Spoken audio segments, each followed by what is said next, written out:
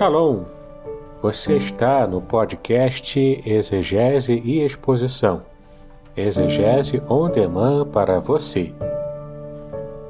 Aqui é o Davidson Bignon.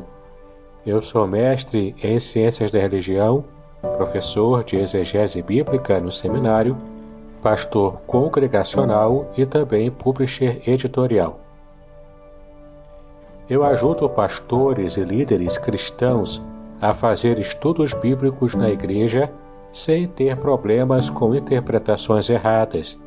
Então, se você está pensando em compreender a sua Bíblia com segurança, não deixe de assistir a mais episódios como este aqui.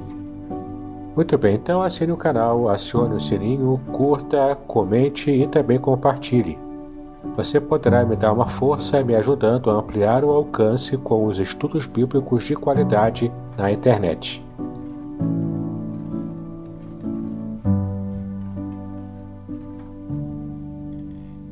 O momento agora é para a gente falar sobre o quê? Casamento e família na cultura bíblica. Então, pastor Davidson, fique bem à vontade para ministrar a nós nessa manhã. Obrigado, pastor Aderson. Um grande abraço a todos aí que estão nos acompanhando. A Sara Kelly também, né, que já está aqui ao vivo, também conosco. Deus nos abençoe a todos. Vou começar compartilhando aqui a tela para a gente retomar de onde paramos na semana passada. Deixa eu colocar aqui. Muito bem, né? Estamos aqui já com a tela cheia, apresentando aqui onde paramos na semana passada, né? Estamos falando sobre o segundo casamento de Moisés, e o modo como esse homem de Deus, esse servo do Senhor, teve dificuldades na sua vida, né? Devido ao seu possível segundo casamento com a mulher cussita. E lembrando que está aqui, ó, o livro de onde é baseado todo o nosso material de estudo. Lá no final da aula de hoje eu falo um pouquinho também sobre ele, sobre outro livro, que é o livro do Salmo 23, como já temos apresentado aqui, né, ao longo desses dias. Então estamos aqui, ó, com a página do livro aberta, no finalzinho do capítulo 3 desse meu livro, A Ética do Casamento Judaico, né?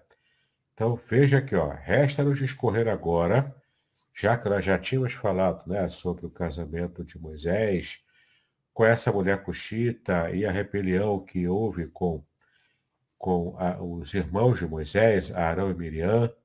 Vamos ver aqui o possível motivo disso, né? Uma percepção de qual deve ter sido esse motivo. Então, resta discorrer agora sobre os motivos da reação negativa de Miriam e Arão. Talvez essa nova esposa, a mulher cuxita, fosse uma ameaça à autoridade de Miriam. A antipatia pessoal que Miriam teve com essa nova esposa, né, e com a situação de Moisés em si, poderia ter sido, portanto, o fator desencadeador de todo o incidente de Números 12. Lembrando que Números 12 é a passagem em que, de verdade, né, Arão e Miriam se revoltam contra Moisés. Deixa eu ver se eu consigo. Não, aqui não vai pegar. Enfim. O fato de a segunda esposa de Moisés ser estrangeira aparentemente serviu apenas como desculpa para uma crítica maior, pois Zípora também era estrangeira, apesar de ser filha de Jetro, de Midian, e ser descendente de Abraão. Então não encontramos nenhum texto da Torá que mostre alguma reação por parte de Miriam ou Arão contra Zípora. Ou seja, não é simplesmente pelo fato dessa mulher cuxita, né, segunda esposa de Moisés, ser uma estrangeira. Embora isso era muito importante, vamos ver também a partir da próxima semana. A questão da importância de haver para Israel o casamento entre consanguíneos ali, entre aqueles que são próximos, né? Tinha um objetivo muito prático e até espiritual também. Essa lei, né, que a Torá havia colocado, a lei de Moisés havia colocado, enfim. Mas estamos aqui numa situação antes propriamente da lei, né? A lei está completamente configurada ali. Então, olha só, o fato dessa mulher cuxita, né, de Cush, ela ser uma estrangeira, provavelmente não deve ter sido esse o problema, porque Zípora era midianita, e essa mulher cuxita era de Cush, né? Então, ambas as esposas de Moisés, levando-se em conta de que essa mulher cuxita não fosse a Zípora, mas a segunda esposa que Moisés escolheu, então ambas essas esposas já eram estrangeiras, então não era esse o problema, muito provavelmente. Nos parece que o que mais irritava os irmãos de Moisés, e é aqui que vem a parte mais importante, era o fato de que ele monopolizava tudo como o único porta-voz de Yahvé, ou Yahweh. Então a gente pode ir lá, eu vou abrir aqui o texto bíblico em Números 12, versículo 2, para que a gente possa perceber o que é que estava acontecendo ali. Vamos dar uma olhadinha lá em Números, capítulo 12, versículo 2. Então disseram, né, Arão e Miriam, disseram, porventura falou o Senhor somente por Moisés? Não falou também por nós? E o Senhor ouviu o que Miriam e Arão estavam confabulando, né? O Senhor estava atento a tudo o que estava acontecendo ali. Então, olha só, não, porventura falou o Senhor somente, essa aqui é a palavra-chave, né? Somente por Moisés, ou seja, estavam colocando em dúvida o chamado profético, inclusive, de Moisés. Porque o profeta é aquele que fala aos homens as palavras de Deus. É aquele que Deus usa para se comunicar com as pessoas, né? Com os servos dele. Então, será que foi só por Moisés? A questão aqui era, inclusive, de liderança. Então, Deus havia concedido a Moisés uma posição elevada na liderança do povo, o que deve ter causado certo mal-estar a seus irmãos. Ou seja, havia uma situação ali em que eles também se consideravam líderes capazes, mas Deus estava trabalhando diretamente, falando diretamente com Moisés. Inclusive, o texto bíblico diz que Deus falava com Moisés cara a cara, como quem fala ao amigo. E não, o texto não diz que Deus tratava assim Miriam e Arão. Era apenas Moisés, ele que foi vocacionado para isso. Ora, aqui, ó, Miriam era profetisa. Veja aqui, Êxodo capítulo 15, versículo 20. Êxodo 15, 20. Ó. Então, Miriam, a profetisa, a irmã de Arão, tomou o tamboril na sua mão, e todas as mulheres saíram atrás dela com tamborins e com danças. Então, Miriam, ela era profetisa, tinha, portanto, sua importância e também era líder, pelo menos nessa parte com as mulheres aqui, né? Era líder dessas mulheres. Então, ela estava acostumada a essa posição de liderança antes de Moisés voltar, retornar e, de fato, começar o seu trabalho, né, de libertação. Então, Miriam era profetisa, o que lhe conferia grande importância e elevada posição espiritual. Veja o que diz aqui Miqueias 6, versículo 4, sobre a importância dos profetas, né? Pois te fiz subir da terra do Egito e da casa da servidão de Remi, e enviei diante de ti a Moisés, Arão e Miriam. Ela está contada aqui junto com essa comitiva que, junto com Moisés, estavam trabalhando. Então, tanto Arão, Miriam e Moisés eram essa tríade de liderança, e por isso ela estava em posição, sim, de de importância e de igualdade, até mesmo com seus dois irmãos. Ela desejava, provavelmente, elevar ainda mais a sua posição, especialmente frente àquela nova mulher do seu irmão mais novo. No caso, seria a mulher Cuxita, né, cujo nome não sabemos.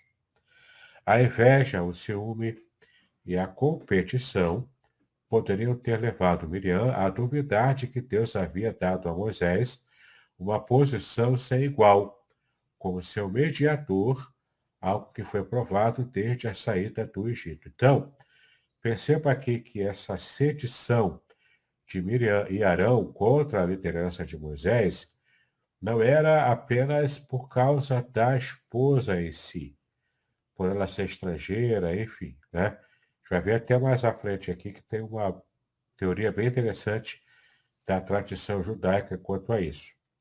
Mas a questão aqui, o texto bíblico deixa claro, a questão aqui era uma situação de liderança, ou seja, era uma crise de liderança que Moisés estava tendo junto aos líderes que estavam cooperando com ele, que no caso era Arão e Miriam, seus dois irmãos, né? Então havia aqui essa disputa. Moisés não estava disputando, ele simplesmente foi comissionado por Deus. Ele simplesmente estava levando à frente o seu comissionamento, o seu chamado. Mas mesmo assim, mesmo com humildade, mesmo com completo compromisso com Deus, né, e completa sinceridade diante de Deus, mesmo assim Moisés teve que lidar com essa oposição temporária dos seus próprios irmãos, aqueles que eram os líderes cooperadores dele, né? Eles queriam pegar o lugar de Moisés. E isso aqui é interessante que o texto bíblico diz, como nós vimos aqui, que Deus ouviu, muito provavelmente, aquela conversa no pé do ouvido entre Arão e Miriam, né? Aquela conversa mal lograda entre eles dois, que provavelmente foi feita à meia boca, né? Com fala miúda ali, com fala baixinha, só entre eles, porque era murmuração, né? E toda murmuração, ela acontece assim, ela acontece com você falando baixo. É um pecado também diante de Deus. Então, o fato aqui é que Deus ouviu. E porque Deus ouviu, Deus já automaticamente falou diretamente com Moisés, e então já deu a lepra temporária para Miriam para que ela entendesse o que de fato, como de fato Deus estava querendo agir com aquele povo, aquele numeroso povo. E o fato de Miriam ter recebido a lepra e não Arão, talvez seja um indício de que partiu dela essa reclamação toda, essa murmuração toda. Mas então aqui, ó, mas apesar da interpretação acima, será mais comum entre os exegetas, ou seja, a questão da liderança, né, que é muito comum. Existem ainda outras visões bastante interessantes sobre os motivos da rebelião dos irmãos de Moisés. O Midrash, que é o registro da tradição oral lá de Israel, que não deixa de ser lei também, né, acaba sendo a lei oral. O Midrash, por exemplo, nos traz uma interpretação bastante interessante sobre os motivos dessa rebelião, baseada na hipótese de que a mulher cuxita se referia a Zípora, tá? Então, nesse caso aqui, o Midrash entende que a mulher cuxita era a mesma esposa de Moisés, a Zípora, portanto, uma esposa só. Esse aqui é um campo da conjectura também na tradição judaica. Então, segundo o Midrash, Miriam e Arão falaram contra Moisés ao tomar conhecimento de que ele não tinha mais contato com a sua esposa Zípora. Contato de marido e mulher, né? Para quem sabe ler, eu pego a letra. Eles souberam disso pelos comentários de Zípora, quanto da revelação do Espírito de Deus sobre os anciãos. E aqui abre aspas, né, para o comentário do Midrash. As esposas destes anciãos deveriam chorar em lugar de se alegrarem. Pois Moisés, o meu esposo, aqui é como se fosse Zípora falando, né? Moisés, o meu esposo, desde que recebeu o Espírito de Deus, ou seja, desde que ele foi chamado na sarça ardente, né? Deixou de se aproximar de mim. Ali então é que Miriam e Arão disseram, porventura somente com Moisés falou o Eterno, certamente também conosco falou. Entretanto, não deixamos de cumprir a nossa obrigação para com as nossas metades, ou seja, no caso de Miriam, o marido dela, e no caso de Arão, a esposa dele. Arão e Miriam foram castigados com a pena dos caluniadores, isto é, com a lepra. Então, a lepra é considerada, na tradição judaica, como uma maldição aos caluniadores, aqueles que caluniam outras pessoas. É interessante, é uma interpretação, né, embora não seja mais vigente, mas é uma tradição judaica que nos ajuda a interpretar e a entender como que eles realmente veem essa passagem, tá? Bom, segundo essa interpretação, Moisés, então, estaria negligenciando os seus deveres matrimoniais com Zípora, o que denotava uma espécie de divórcio psíquico. Ou seja, não era um divórcio real, um divórcio com carta de divórcio, oficial, nada disso, né? Mas era um divórcio psíquico no sentido de que na cabeça de Moisés, ele já não tinha mais obrigações com a sua esposa, porque ele estava casado, mas não estava psiquicamente. Era essa a ideia, que Moisés já não se considerava mais esposo de Zípora, né? Segundo essa interpretação tradicional rabínica. Então, sendo verdadeira a tradição midrástica, Arão e Miriam ressentiram-se por Deus preferir Moisés como mediador do que ele, já que eles estavam também cuidando bem da sua vida familiar, enquanto que Moisés estava negligenciando seu casamento com Zípora. Isso é que era muito importante. Na cultura judaica, isso é muito importante, né? O marido pagar a mulher, né? Inclusive Paulo usa esses termos, o marido pagar a mulher o que lhe deve, né, em termos de relacionamento matrimonial, né? E isso é muito importante na cultura mesmo. Então, isso aqui era tão importante, essa situação do casamento em si, além, é claro, de estar atrelado à questão de posição de liderança e desejo também de perceber o quanto Deus podia usá-los também para continuar ali, tirando o povo, elevando o povo a Canaã, já que eles já tinham saído do Egito aqui. Então temos aqui uma situação em que eles estavam vinculando o modo como Deus queria usar e estava usando Moisés com essas dificuldades que Moisés tinha com a sua esposa, com a sua vida familiar.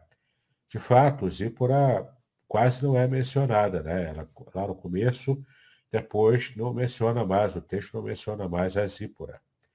E nem mesmo o Gerson, né, o filho de Moisés com Zípora, também não menciona quase.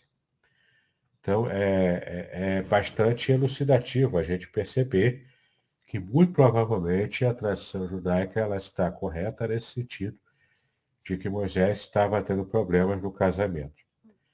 Seja a mulher cuxita, a Zípora ou a segunda esposa de Moisés, não faz diferença, porque mesmo que ele estivesse escolhendo uma outra esposa, mas como é que ele pode escolher uma outra esposa tratando tão mal a primeira, né?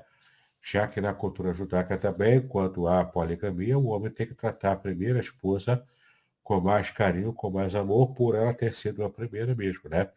Ela devia receber essas bênçãos por ser a primeira esposa, a esposa mais importante, dentro de uma situação de poligamia, que não era recomendada, não era encorajada na Bíblia, mas era tolerada, tá bom? Especialmente naquele período, né, em que quanto mais numerosa a família, melhor para para o homem, né? Para o chefe da família lá, que era o patriarca, no caso. Muito bem, então, sendo verdadeira essa tradição midrástica de que Moisés estava negligenciando então o casamento com Zípora, Arão e Miriam, ressentindo-se por Deus preferir trabalhar com Moisés e tê-lo como principal líder e mediador entre Deus e o povo, né, do que eles próprios. Já que Deus também falava com eles e que, ao contrário de Moisés, estavam conseguindo administrar os seus problemas conjugais. O segundo casamento, segundo essa hipótese, seria apenas a gota d'água necessária para o transbordamento da precária situação familiar de Moisés. Então, se Moisés estava negligenciando a sua família, a sua primeira esposa, o seu filho Gerson, se isso realmente estava acontecendo, o fato dele se casar com a mulher cuxita, sendo ela uma segunda esposa, só agravou a situação. E às vezes a gente fica pensando assim, né? Até em termos de liderança. Por que que Deus está usando o fulano, o pastor tal, a pastora tal, né? Por que que Deus está usando o líder tal, o líder de um departamento da igreja? Se ele tem uma dificuldade, é ser assado, não é? Olha, eu não tenho essa dificuldade, eu consigo ser um líder melhor do que ele. Tantas pessoas, né, eu já ouvi, inclusive alguns irmãos, tendo esse tipo de atitude, de pensamento, que é o pensamento contrário ao que Deus determinou. Pelo simples fato de Deus ter colocado Moisés como líder principal, já era motivo suficiente para você confiar em Deus e saber que Deus sabe o que está fazendo. Deus sabe o que está fazendo. Então, por isso que ele escolheu Moisés. Se fosse para Deus escolher Arão ou Miriam, ele teria escolhido. Deus tem o controle total da sua vida. Então, quando alguém murmura com respeito a uma liderança, seja lá por qual motivo for, essa pessoa está murmurando contra a escolha que Deus fez. Entendeu? Então, é muito sério isso aqui. Era tão sério que Deus realmente deu uma punição exemplar para Miriam, uma punição bastante severa, ainda que por um tempo determinado, mas era uma situação severa em que Miriam se tornou uma pária social durante o período que ela estava leprosa, já que a situação dela era se achar uma líder melhor, ou seja, estar liderando o povo lá no meio dele, né, de um modo melhor do que Moisés, ela recebeu essa punição para ter que se isolar do povo. Entende como é que Deus estava trabalhando aqui, inclusive com o coração dela, né? Mostrando para ela o quanto ela precisava aprender da humildade do seu próprio irmão Moisés, porque Moisés era humilde, como a gente vai poder ver também mais à frente. Então, ó, seja qual for o motivo, Miriam não tinha permissão divina para se rebelar contra o seu irmão Moisés. Pfeiffer nota que ela foi a instigadora desta rebelião, pois seu nome foi colocado antes do de Arão, e o verbo falar tem uma descendência feminina também. Ou seja, são pistas aqui de que de fato partiu dela essas reclamações todas. Ainda o Midrash, né, que é o livro da tradição judaica, nos diz o porquê de a lepra ter sido escolhida por Deus para punir os sediciosos, irmãos de Moisés, conforme lemos no versículo 12, né, que a gente já viu também. A pessoa punida com a praga da lepra é comparada a uma pessoa morta. De acordo com o Midrash, Arão disse a Moisés: no curso normal da vida, só a morte pode provocar a separação entre irmãos. Mas as leis da lepra, detalhadas no Levítico, nas porções semanais de Saria e Metsorá, forçosamente nos separarão de nossa irmã ainda em vida. Então, essas aqui são porções semanais de leitura da Torá, que é o Pentateuco, né, de Gênesis até Deuteronômio. Então, dessas porções aqui, relatam as leis da lepra. da separação da lepra, do cuidado.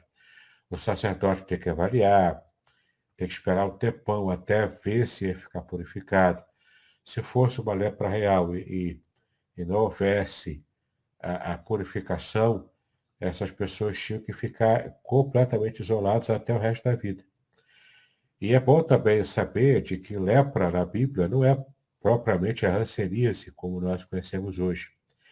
Qualquer doença de pele, qualquer erupção da pele, dermatite, que eu até tenho dermatite aqui no rosto, qualquer tipo de doença de pele assim, da mais branda até as mais complicadas, como câncer de pele e a própria lepra em si, qualquer doença de pele era considerado lepra naquela época. Então, qualquer descamaçãozinha na pele, qualquer coisa, vitiligo também, né? Era tudo considerado lepra, tá? Isso aqui, então, faz a gente perceber o quanto, quando alguém podia estar com uma lepra, entre aspas, temporária, podia ser uma doença de pele temporária, ou a lepra mesmo, né? A hanseníase de verdade. Que aí já não era temporário, aí é mais real, né? É mais permanente. Então, em todo caso, tinha um tratamento próprio para isso. O sacerdote é que analisava e então dizia se a lepra tinha passado ou não, né? Como resultado da prece de Moisés, Miriam foi curada imediatamente, sem passar por todo o processo de purificação normal que a lei exigia. A reclusão de 7 dias foi cumprida como um decreto divino específico, para que ela e todo o povo aprendessem a lição tantas vezes repetida na Bíblia sobre os males causados à sociedade pela língua viperina e a maledicência. Tá? Na língua hebraica, a expressão que designa essa maledicência é Lashon Hara, tá? Lashon Hara, que é língua maldosa, língua maldita, língua maldosa. É assim que é chamada a maledicência no hebraico e também na própria cultura judaica. Lashon Hara, tá?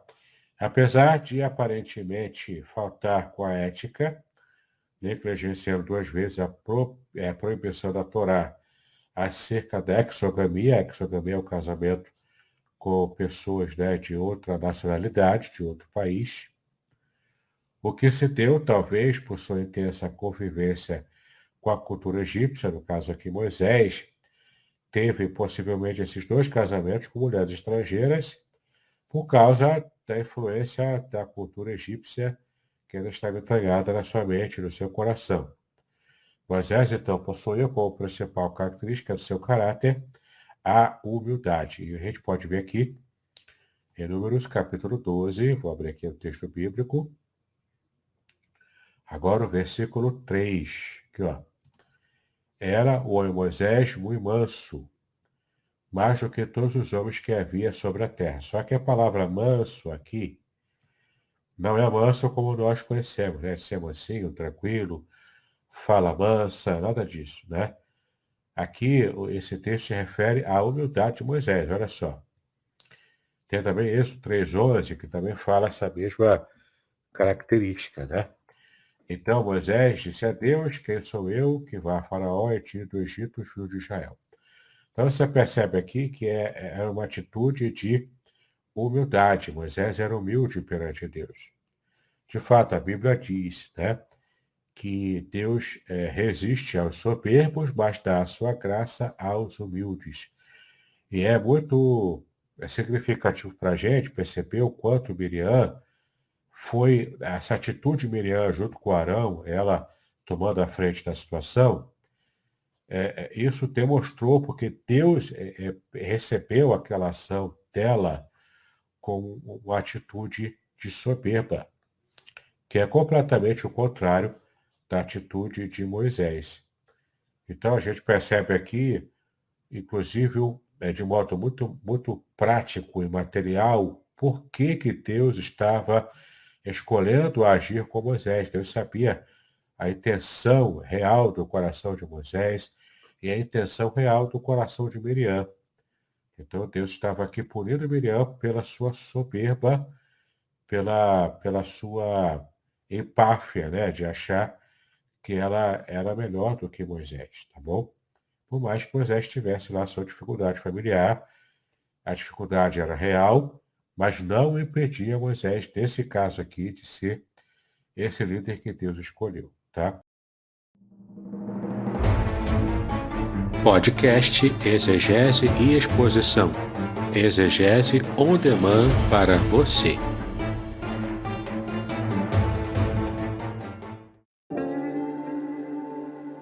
Shalom! Aqui é o Davidson Pignon. Eu ajudo pastores e líderes cristãos a fazer estudos bíblicos na igreja sem ter problemas com interpretações bíblicas erradas. Então, se você está pensando em compreender a sua Bíblia com segurança, não deixe de assistir a mais conteúdos como este aqui neste canal. A palavra hebraica, aqui traduzida por manso, é anav, tá bom? Anav, que significa literalmente humilde.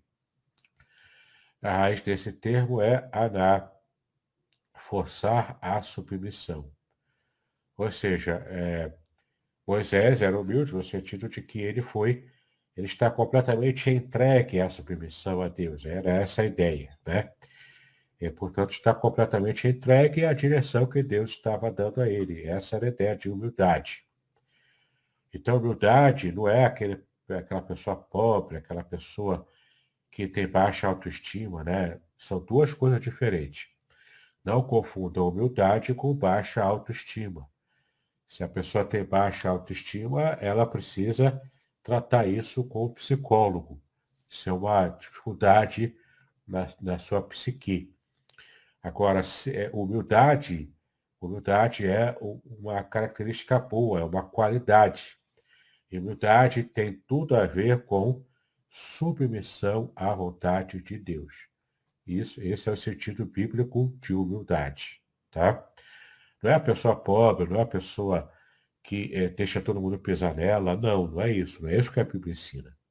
A Bíblia ensina que a humildade é submissão a Deus, ok? E Moisés tinha essa característica.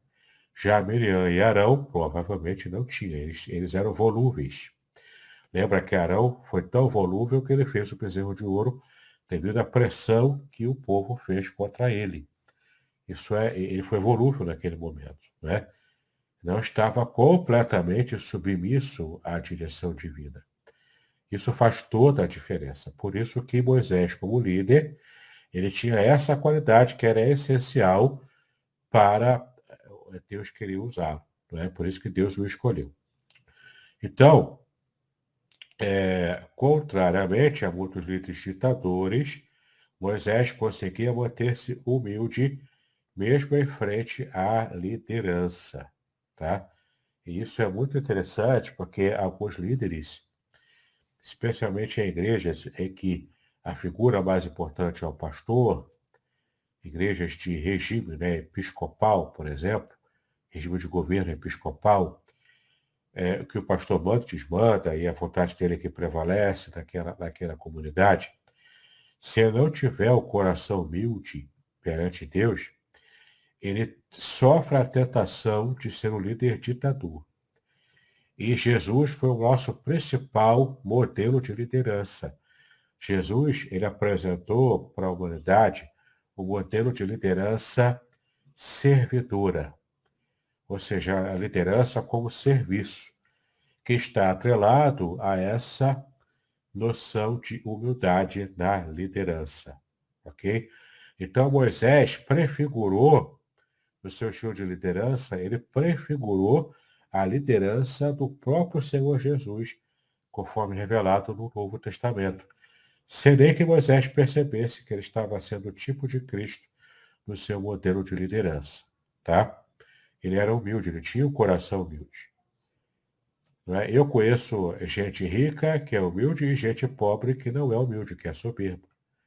Que é gente soberba na sua pobreza. E conheço gente rica, que tem bastante grana, né? E que é humilde. Ela conseguiu manter o seu coração humilde. E mesmo em termos de liderança, pastores, líderes de denominação, líderes de departamento, tem tanto gente humilde quanto gente também que não é humilde. Cabe ao líder principal, por exemplo, você perceber que o líder subordinado está, né, tendo o seu coração tomado pela soberba, cabe a esse líder principal, no caso o pastor de uma igreja, perceber isso, tentar tratar o líder. Se não, o líder não for tratado no campo da sua postura, né, para ter uma postura mais humilde, ele talvez precise até mesmo ser afastado da sua posição de liderança e dar lugar para alguém que de fato tem um coração humilde, né?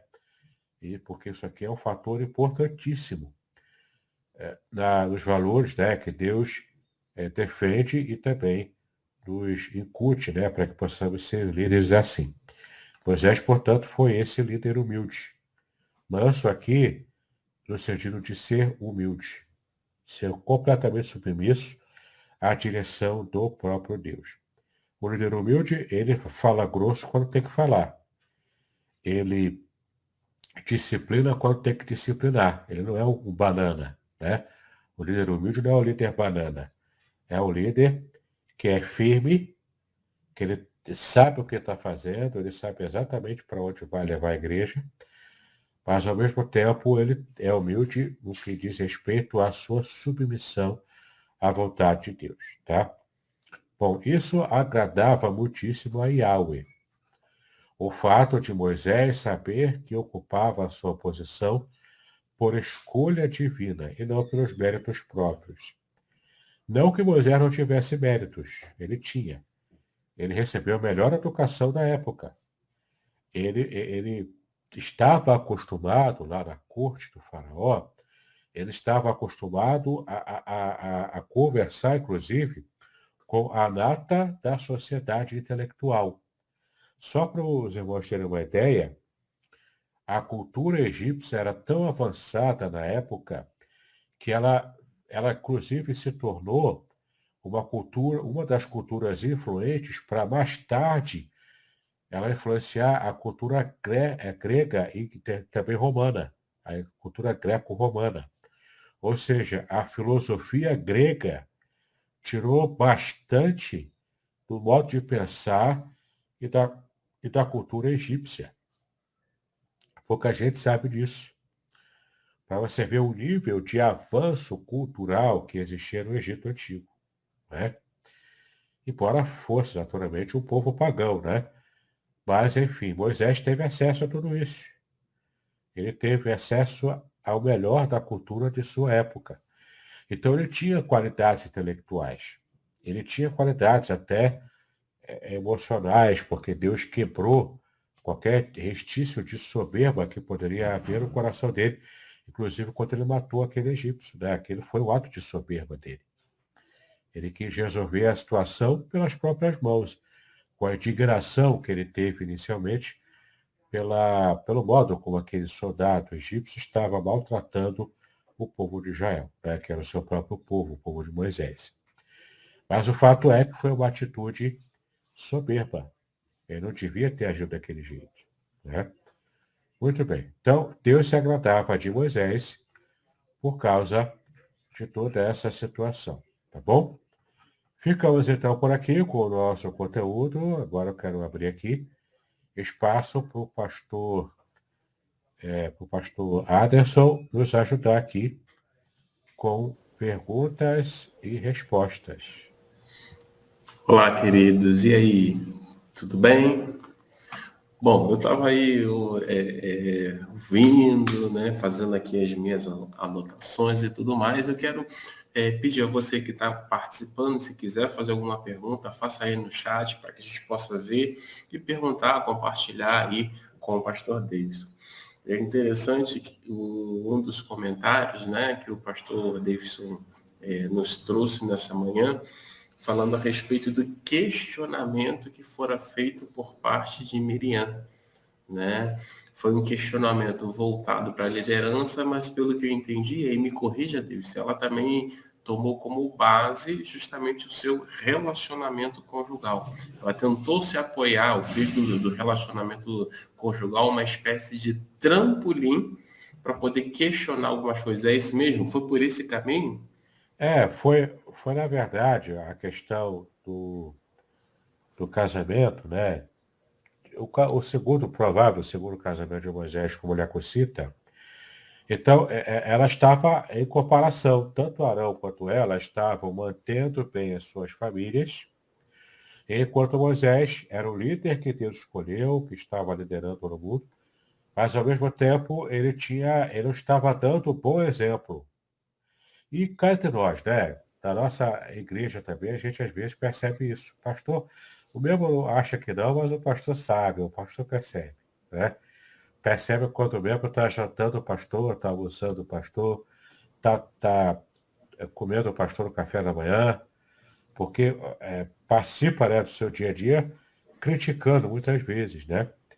E essa é uma atitude até injusta, que às vezes o membro tem contra o seu líder, o seu pastor. Por que eu digo que é injusta? Porque o pastor, o líder, foi chamado por Deus para fazer aquela obra. Foi chamado por Deus para fazer o que ele faz. Não era uma coisa simples, não é? Ele não está lá porque ele quer, ele está lá porque ele foi comissionado por isso.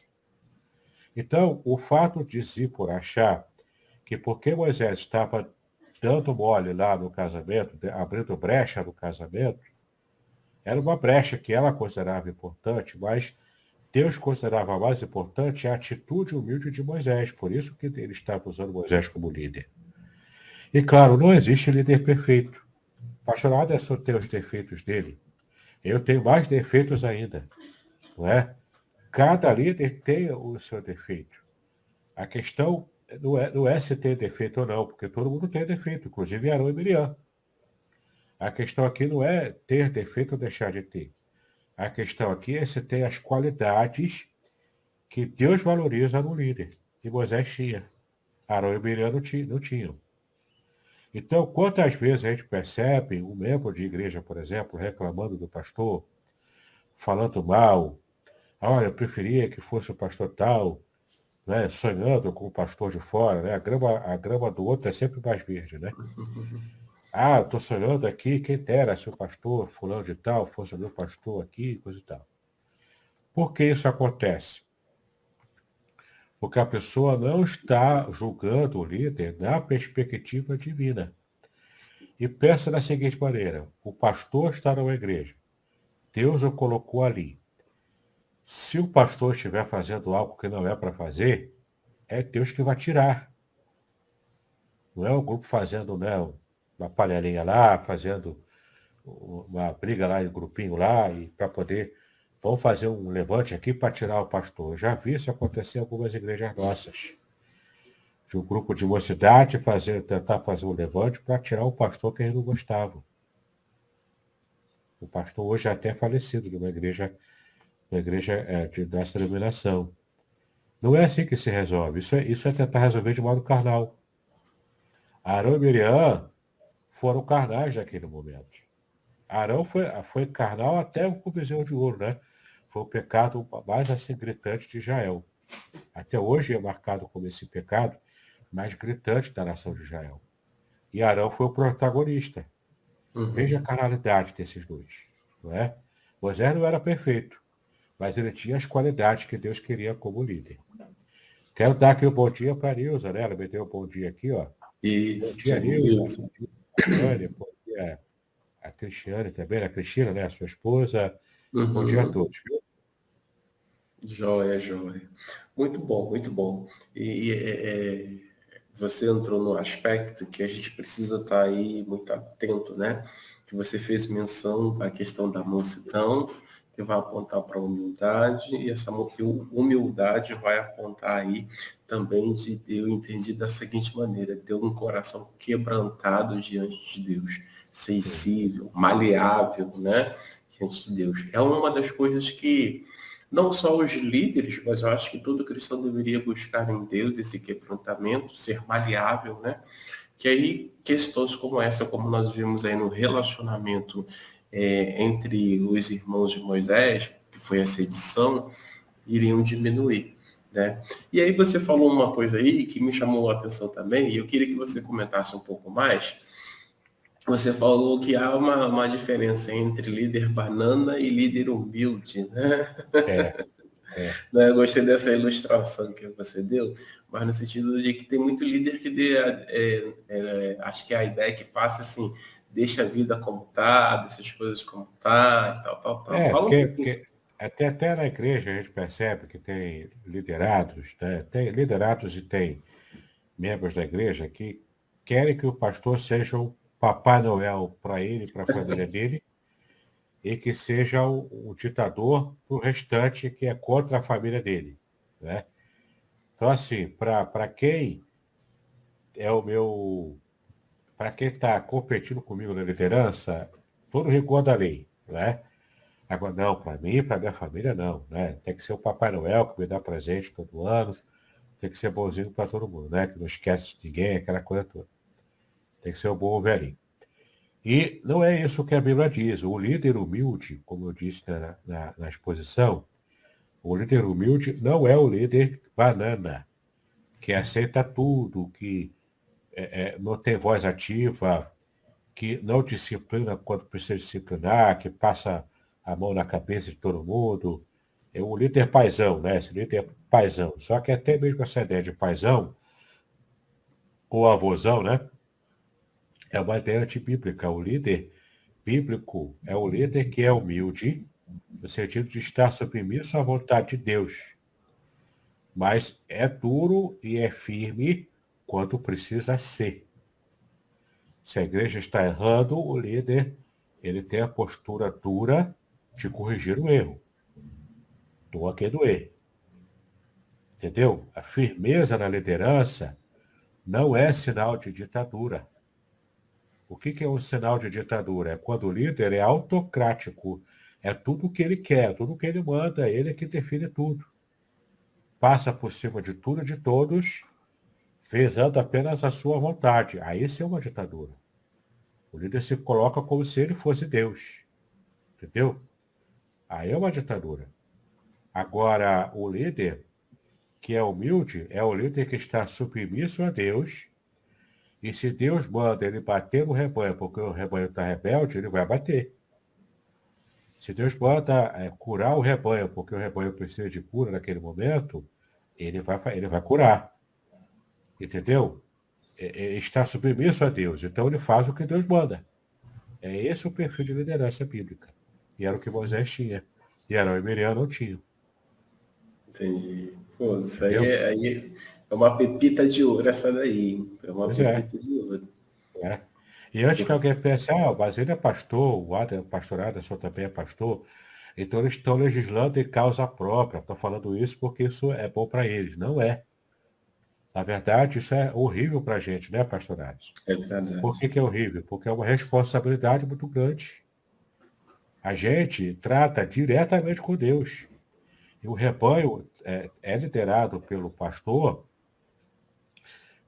e também liderado por Deus, é claro, mas o pastor é esse mediador. Ele facilita para o rebanho. Já o pastor trata diretamente com Deus. Entende? E dura coisa é cair nas mãos do Deus vivo, né? A Bíblia já disse isso, também já disse isso. É verdade, é verdade. E aí, isso aí cabe até depois a gente fazer uma live especial para falar um pouquinho sobre essa diferença entre firmeza, dureza, porque acho que hoje, o Davidson, as pessoas têm dificuldade de estabelecer a diferença entre uma coisa e outra.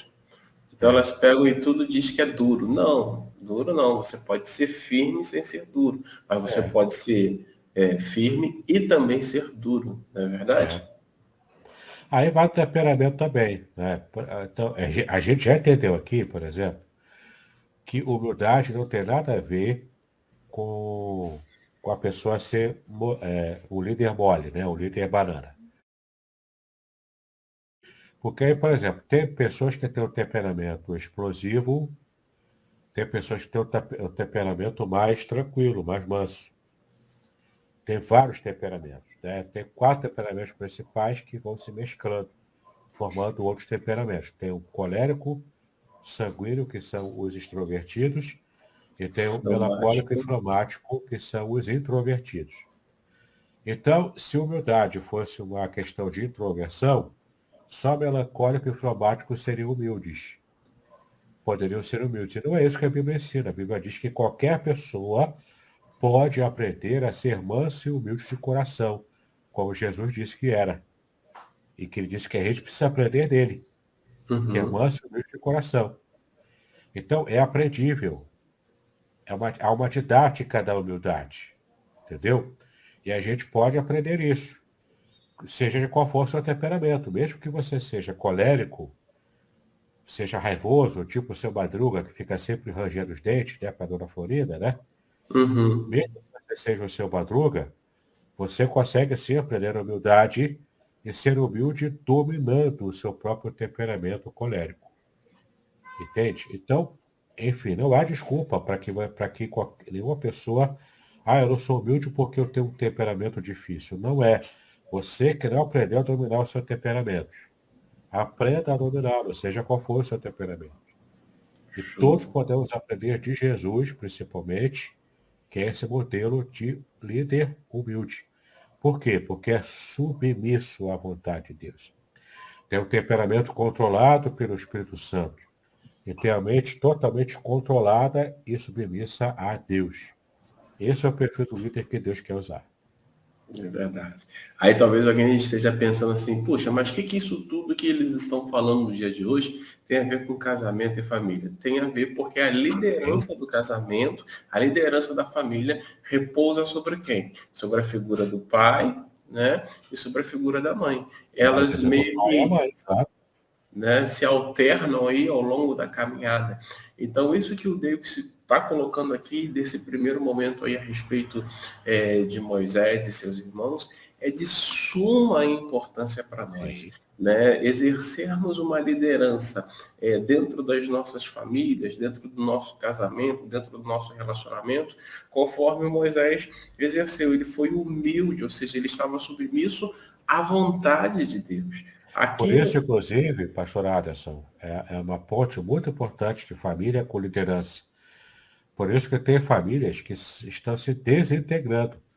Porque o objetivo de Satanás é atacar a família. Por quê? Porque a família é projeto de Deus.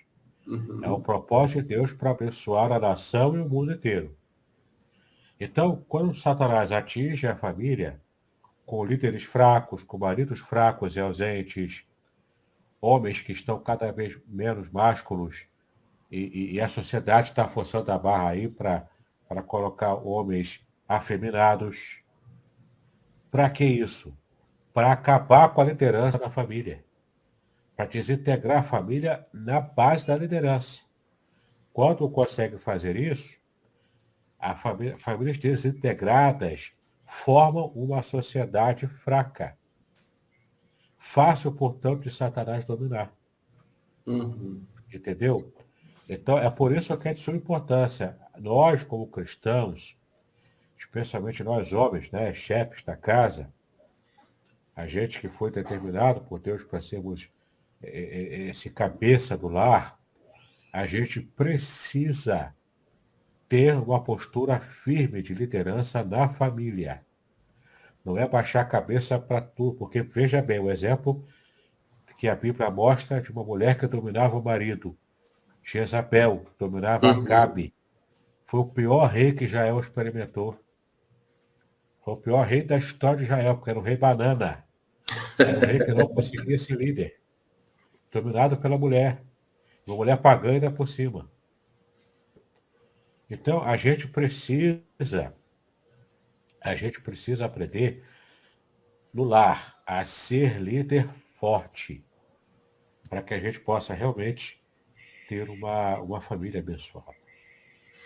Joia. E aí, isso que o pastor Davidson comentou, então repousa sobre nós, pais, né, homens principalmente, sermos humildes, principalmente pelo viés de estarmos sensíveis à vontade de Deus e Isso. não estar sensível, não apenas saber qual é a vontade de Deus, mas saber e dar uma resposta. E que resposta é essa? Obediência, obedecer, ou em outras palavras, acatar a vontade de Deus, porque a vontade de Deus ela é boa, agradável, é salutar, tanto para nós homens como para a família como um todo. O perfil bíblico do homem, né, não é um perfil machista. Que também é um outro problema sério, É né? outro erro. Não é ser machista, entenda, né? A gente precisa deixar claras as coisas aqui. Porque então o homem tem que ser líder, então começa a dar bordoada na mulher. Não é isso. Pelo amor de Deus, né? Não interprete errado. Não é o perfil machista. Esse não é o perfil bíblico. O perfil bíblico é ser firme, ser firme e ser duro quando necessário, mas ser amoroso. Tem que amar a esposa como Cristo amou a igreja. E como é que Cristo amou a igreja? Dando a sua vida por ela. É se entregando totalmente. É estar de corpo, alma e coração no relacionamento. Entendeu? Amar de verdade. Esse é o perfil bíblico, né? Do amor do marido para com a mulher. E, claro, o marido que ama a mulher de verdade, ele vai tratar bem. Não vai tratar mal. Não é? Sim. Mas se o filho ou se a mulher precisar de um sacode lá do marido, ele vai dar um sacode sem violência. Entendeu? Não é um sacode físico, né? Não é pegar pelo pescoço. Às vezes até tá à vontade. Mas não é isso. Não é dar um sacode no pescoço, né? Aperta no pescoço. Não. Mas é ser duro no falar, na forma de falar. Né? Quando necessário.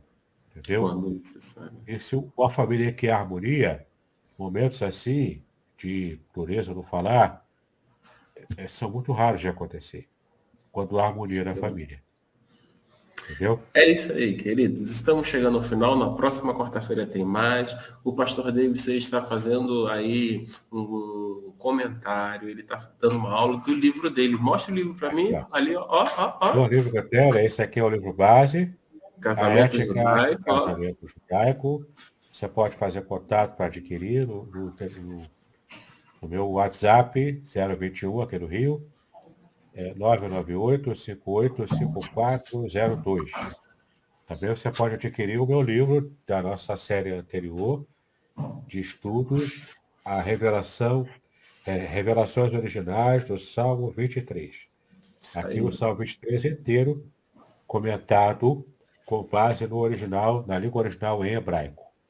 Então, esses livros aqui, faz contato, vai ser bênção para a sua vida.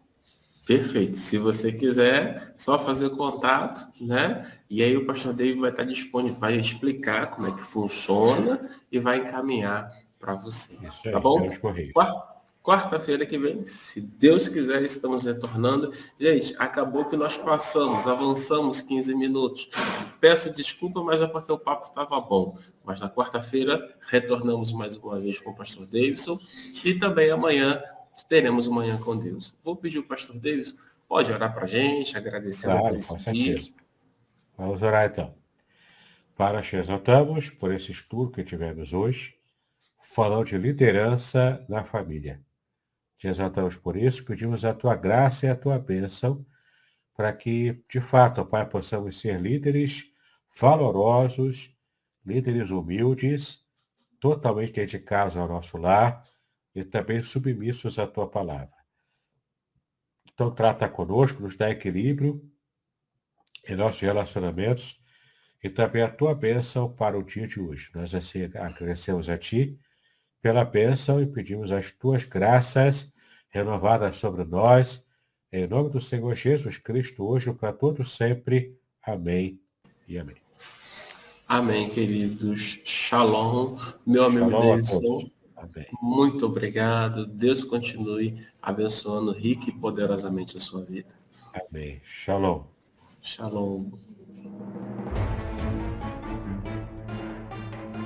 Muito bem, agora o que eu gostaria de ver é a sua participação. Entre em contato comigo, compartilhe a sua experiência comigo e quem sabe até se você enviar em formato de áudio, eu possa aproveitar a sua experiência para apresentar no próximo episódio do podcast Exegese e Exposição. Eu sou Davidson Pignon e eu ajudo pastores e líderes cristãos a fazer estudos bíblicos da igreja, sem terem problemas com interpretações erradas. Se você então está pensando em compreender a sua Bíblia com segurança, não deixe de assistir a mais episódios como este aqui. Então, assine o canal, acione o sininho, curta, comente e também compartilhe. Ajude-me a ampliar o alcance com estudos bíblicos de qualidade na internet. Que Deus abençoe os seus estudos, paz e bênçãos sobre a sua vida.